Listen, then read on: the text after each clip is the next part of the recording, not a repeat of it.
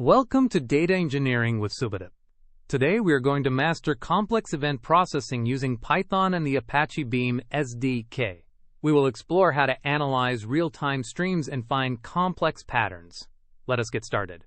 Complex event processing allows us to track and analyze continuous streams of data to identify meaningful patterns. By processing events in real time, we can trigger immediate actions. It is highly useful for use cases like fraud detection and system monitoring.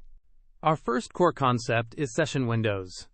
Unlike fixed-time windows, session windows group events based on user activity. If there is a period of inactivity, the session simply closes. This is perfect for grouping actions belonging to a single user session. Next, we have joins across streams. Real-world data is rarely isolated. Using Apache Beam's co-group-by-key function, we can easily merge multiple real-time streams based on a common key like a user ID to get a complete picture. Stateful processing is where the magic happens. By using stateful DOFNs, we can store intermediate data in memory between events. This allows our pipeline to remember past actions and use timers to trigger alerts when specific sequences occur over time. Let us look at a real example of detecting fraud. We want to catch instances where a user logs in from a new unknown location and immediately attempts a high-value transaction within the same session. We need to process this and flag it instantly. Here is the first part of our Python code. We apply a session window with a 5-minute inactivity gap to both our login stream and transaction stream.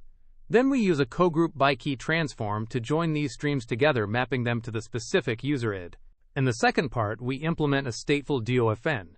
We define a state variable to remember the user's login location. As transactions arrive, we check the state and easily flag any suspicious high-value transactions originating from a new country. To summarize, we used session windows to dynamically group user activity. We joined multiple real-time datasets gracefully. And finally, we used stateful DOFNs to remember past events, unlocking complex event processing logic in Apache Beam. Thank you for watching.